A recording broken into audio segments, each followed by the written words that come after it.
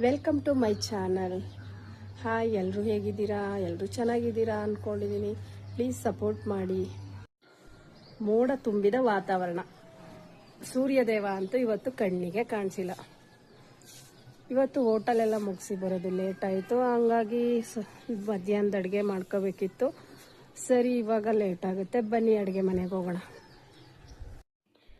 ನಾನು ಇವತ್ತು ಚಪಾತಿ ಮಾಡಿ ಮೊಟ್ಟೆ ಪಲ್ಯ ಮಾಡಬೇಕು ಅಂದ್ಕೊಂಡಿದ್ದೀನಿ.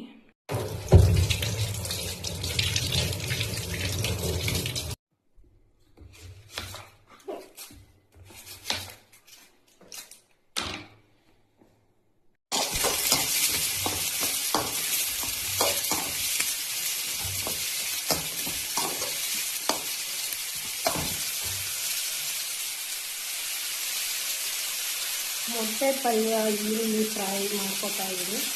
ರುಚಿಗೆ ತಕ್ಕಷ್ಟು ಉಪ್ಪು.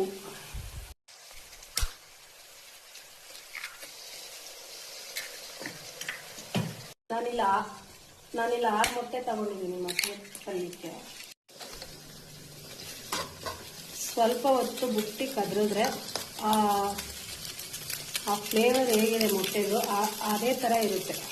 ನಾನಿಲ್ಲಿ ಸ್ವಲ್ಪ ಧನಿಯಾ ಪುಡಿ ತಗೋತಾ ಇದ್ದೀನಿ, ಮಟನ್ ಸಾರು ಪುಡಿ. ಅವಾಗಲೇ ಮೊಟ್ಟೆ ಫ್ರೈಗೆ ಚೆನ್ನಾಗಿ ಸ್ಮೆಲ್ ಇಲ್ಲದೆ ಇರೋ ಥರ ತುಂಬ ಚೆನ್ನಾಗಾಗುತ್ತೆ. ನಾನಿವಾಗ ಪರೋಟ ರೆಡಿ ಮಾಡ್ಕೋತಾ ಇದ್ದೀನಿ.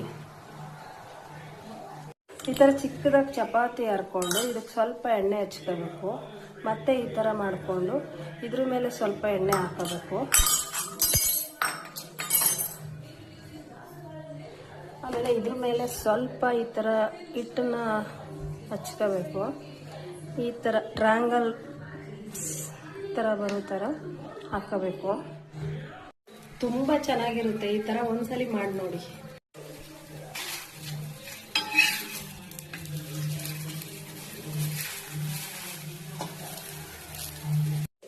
ಥರ ಲೇಯರ್ ಥರ ಬರುತ್ತೆ, ತುಂಬ ಚೆನ್ನಾಗಿರುತ್ತೆ. ಒಂದ್ಸಲಿ ಟ್ರೈ ಮಾಡಿ ನೋಡಿ.